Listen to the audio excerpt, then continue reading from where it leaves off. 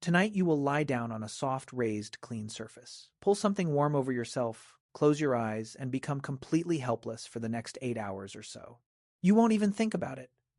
The bed is the most ordinary object in your life, and also perhaps one of the most extraordinary. It's just there every night waiting. But stop and really consider what a bed actually is. It is a dedicated, comfortable, defended place to lose consciousness. A special zone set apart from the rest of the world whose entire purpose is to let you safely stop existing for a third of your life. And here's the thing that should genuinely amaze you. That object, that simple, boring bed, may be one of the most important inventions in the entire human story. More important in its quiet way than the wheel. Because the bed is where we solved one of the most dangerous problems any animal has ever faced. And the journey to invent it stretches back an almost unimaginable 200,000 years to a cave in Africa and a discovery that rewrites what we thought we knew about our ancestors. Consider how much of your life the bed claims. If you live to 80, you will spend somewhere around 26 years of your life asleep. 26 years. More time than you'll spend at any job with any hobby doing any single other thing. A third of your entire existence unfolds on this one piece of furniture. And the same was true for your ancestors and theirs all the way back. No object has ever been more central to the human experience, more constant, more universal, and yet more completely taken for granted. We build monuments to our warriors and our kings, but the bed where we spend a third of our lives and do some of the most important work of being human, we barely notice at all. So, how did humans invent the very first bed? And why does it matter so much more than it seems? To understand that, you first have to understand the terrifying problem that a bed was invented to solve. The problem of sleep itself. Think about what sleep really is from the cold perspective of survival. Every night you switch off. Your eyes close, your muscles go slack, your awareness of the world drops to almost nothing.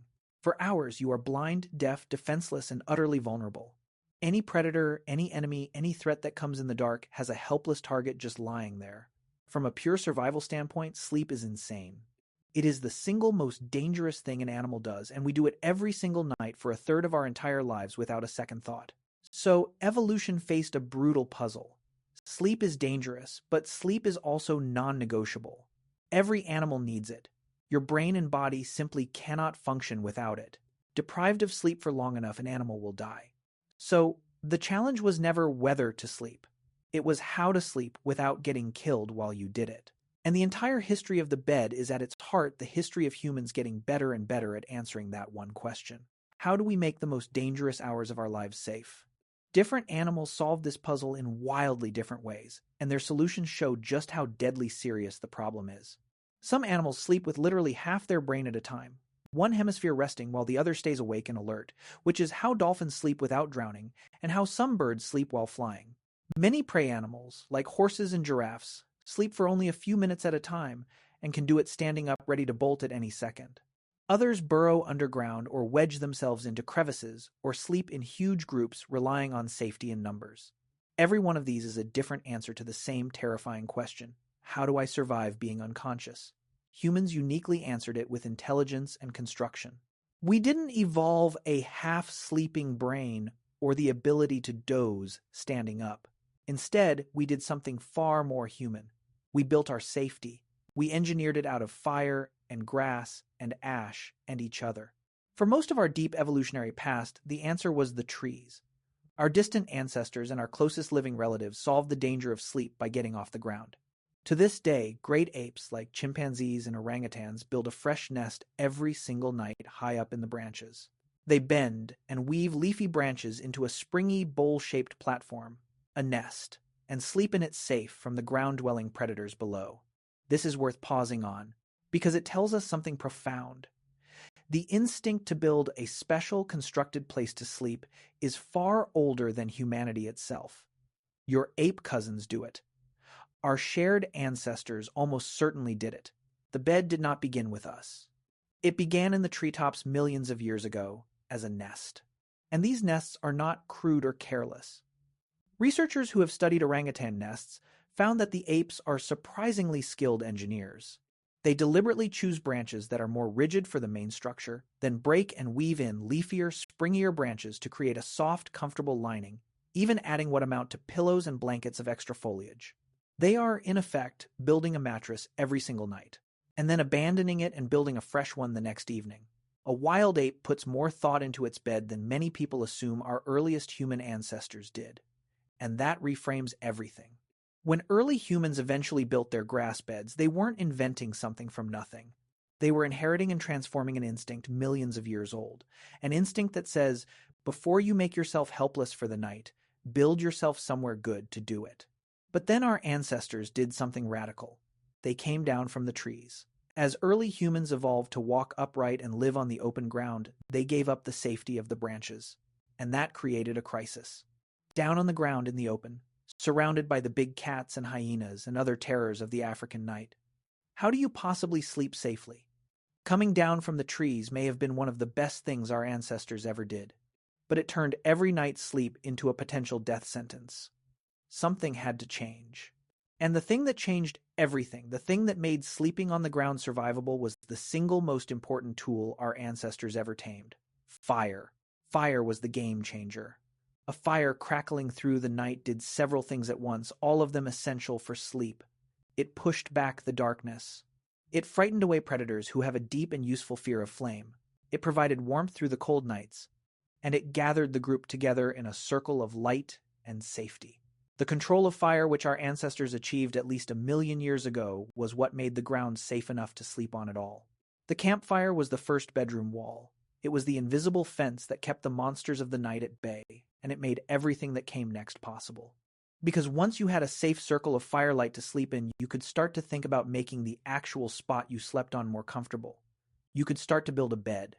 And coming down to the ground, terrifying as it was, may have carried a hidden gift.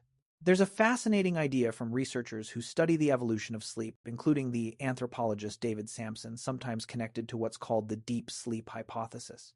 The thinking goes like this. When you sleep in a tree, you can never fully let go.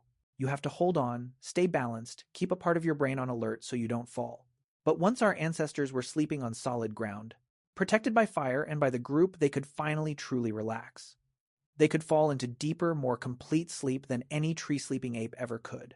And it's during that deep, secure sleep that the brain does its most important work. So the move to the ground made safe by fire and bedding may have unlocked a quality of sleep that literally helped supercharge the human brain. The safer we made our sleep, the deeper we could sleep, and the deeper we slept, the more our minds could grow. The bed in this view wasn't just a comfort, it was a catalyst. And this is where we travel to a cliff in the Lubombo Mountains on the border of South Africa and Eswatini to a place called Border Cave, because it's here that archaeologists found something that pushed the story of the bed back further than anyone had imagined.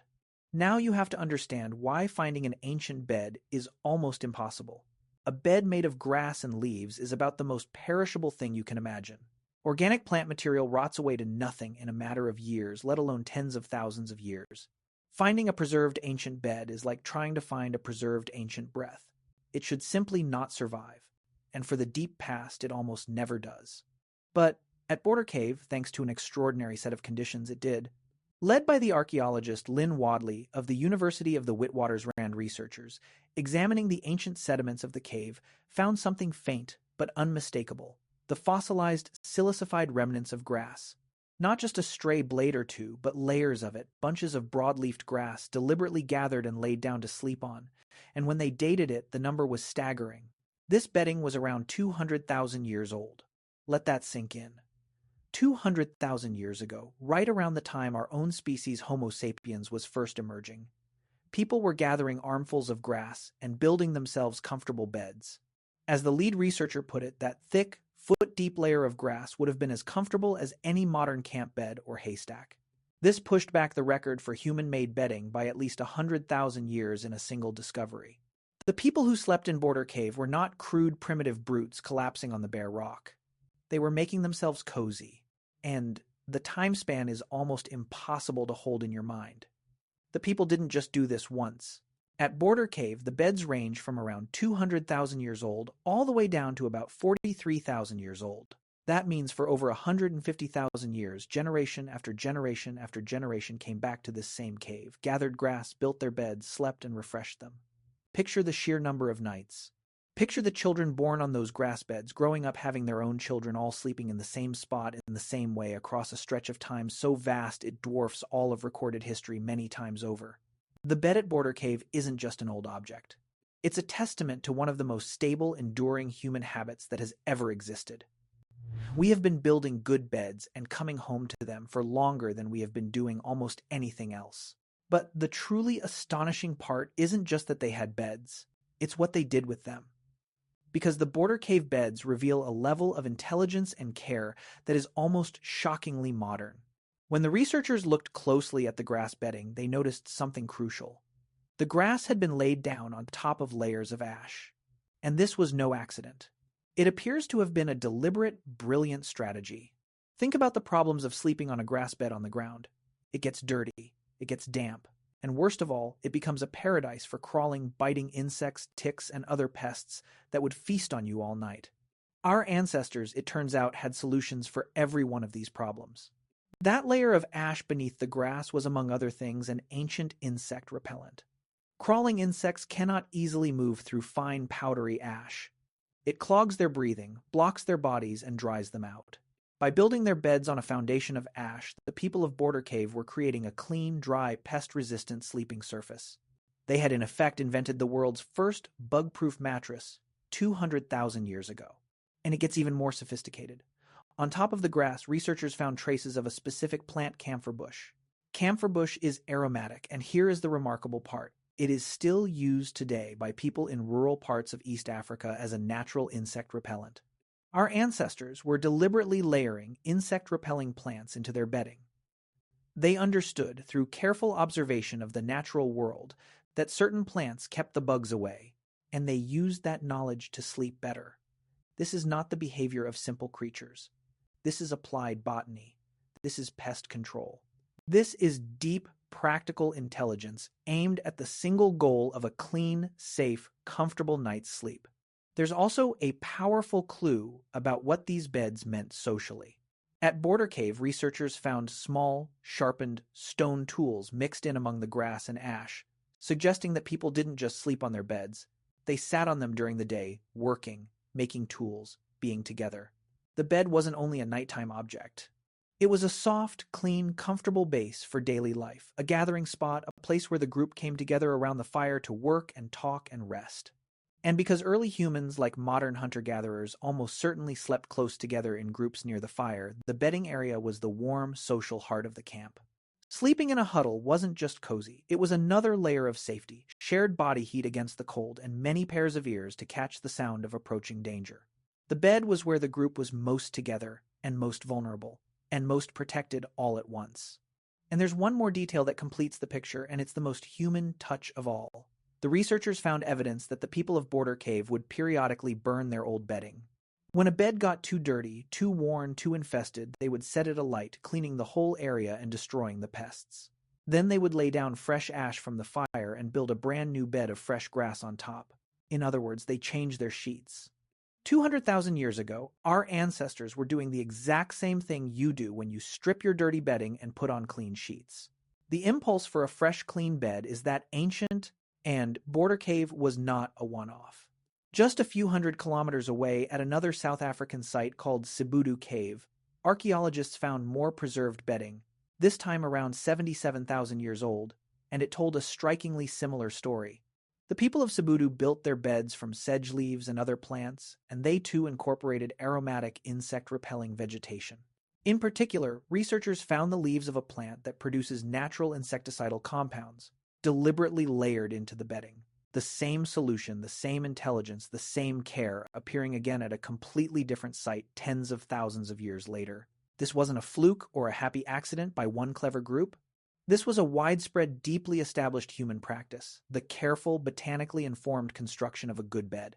And the most recent research on Border Cave, published only recently by archaeologists Peter Morrissey and Dominic Stratford, took the most detailed, microscopic look yet at those ancient beds. They identified 6 distinct types of bedding, 6 different ways the beds were built and used and left behind across that vast span of time. Some matched what was found at other sites, but 3 of them had never been seen or described anywhere before. Think about what that means. Across 200,000 years, across countless generations, people didn't just make one kind of bed and stop. They kept experimenting, kept refining, kept inventing new ways to build a better place to sleep. The bed was not a static object. It was a living technology endlessly tinkered with by people who cared deeply about how they slept. So, step back and look at what we found. 200,000 years ago, humans were building thick, comfortable grass beds on ash foundations that repelled insects layered with aromatic plants that kept bugs away, and they cleaned and refreshed those beds by burning the old owns. That is not a nest. That is a bed. A sophisticated, engineered, maintained sleeping system. And it was already old 200,000 years ago at the very dawn of our species. Which brings us to the deepest question of all. Why did our ancestors invest so much effort into sleep? Why go to all this trouble gathering grass, managing ash, layering plants, cleaning and rebuilding just for a comfortable place to lie down? The answer reveals that the bed was not a luxury. It may have been one of the secret engines of human intelligence itself. Here's what the science of sleep has discovered, and it's genuinely mind-bending. Sleep is not a passive shutting off. It is one of the most active and important things your brain ever does. While you sleep, your brain is working furiously, performing tasks it simply cannot do while you're awake. And chief among them is building memory and learning. During sleep, especially deep sleep, your brain replays the experiences of the day and transfers them from short-term into long-term storage. It's during sleep that a fragile temporary memory gets consolidated into a permanent one. Learn a new skill, then sleep on it, and you will genuinely be better at it in the morning because your sleeping brain rehearsed and strengthened the connections while you were unconscious. Sleep is when the day's chaos of raw experience gets sorted, filed, and woven into the fabric of who you are. Without it, learning falls apart. Memory crumbles. The mind cannot function. This matters more for humans than for almost any other creature.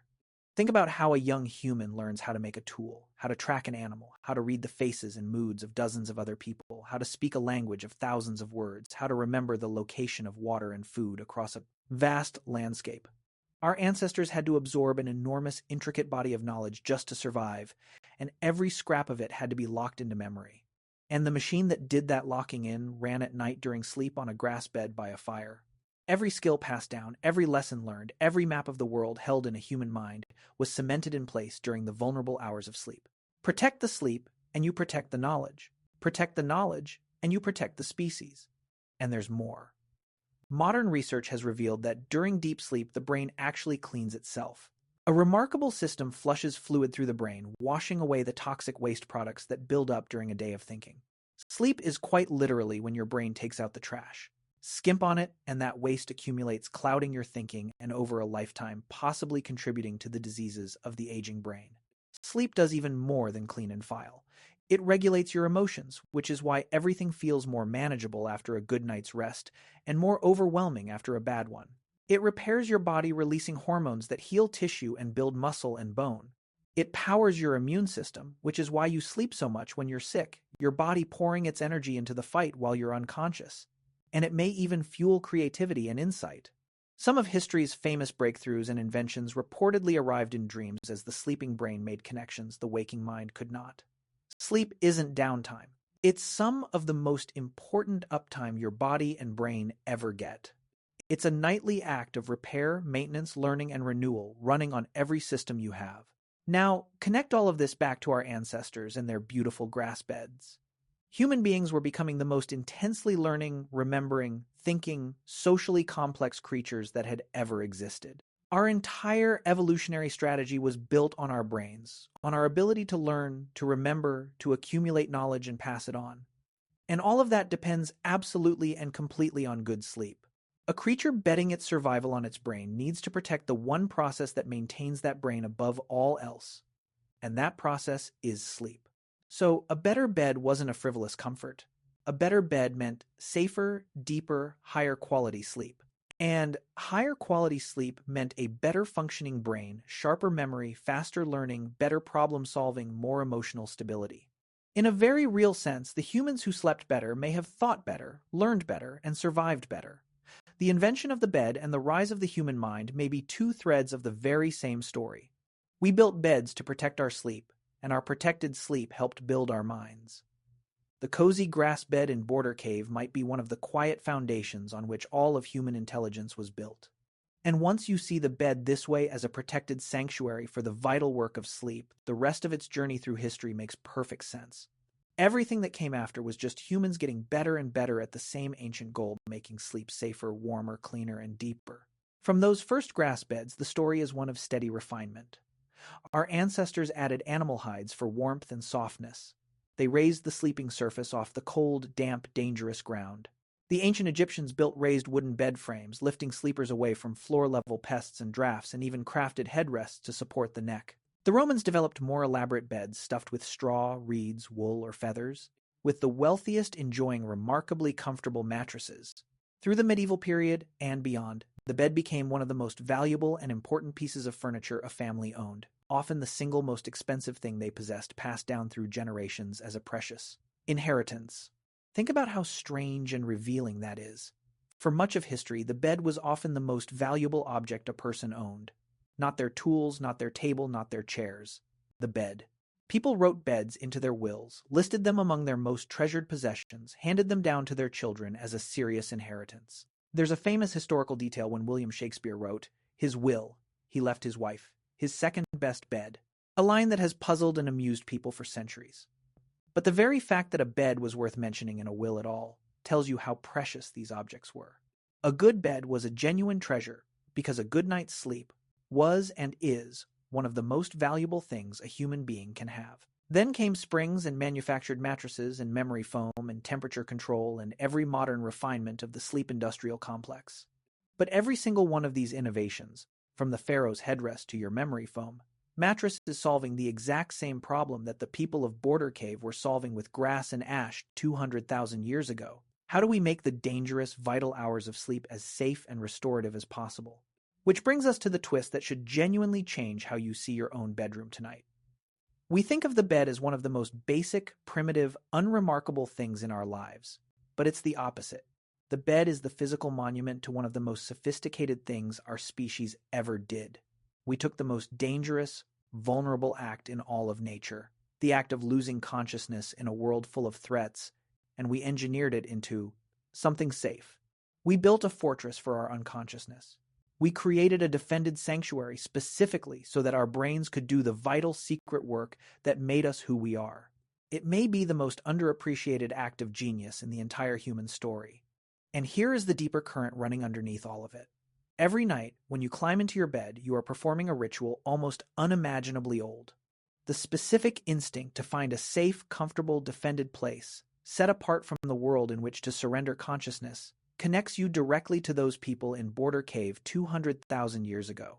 It connects you to the apes building nests in the trees millions of years before that. The bed is one of the longest unbroken threads in the entire human story, a single continuous line of the same deep need, running from a nest of branches to a bed of grass on ash to the mattress you will sleep on tonight. Your ancestors gathered grass by firelight, layered it over ash to keep the biting insects away, sprinkled it with fragrant leaves, and lay down together in the flickering dark, trusting the fire and each other to keep them safe while they slipped away into sleep. And in doing so, they weren't just resting. They were protecting the very thing that was making them human. They were guarding the workshop where memory was forged, and the mind was built night after night after night for 200,000 years, all the way down to you.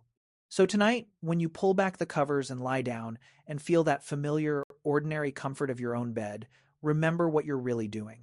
You are lying down in the same sanctuary your ancestors invented at the very dawn of our species. You are trusting the world enough to disappear into it for a while exactly as they did.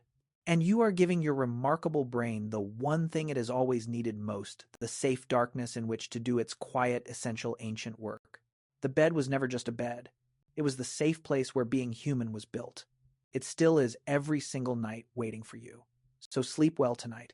You've earned it, and so did every ancestor who ever gathered grass in the firelight so that you one day could rest.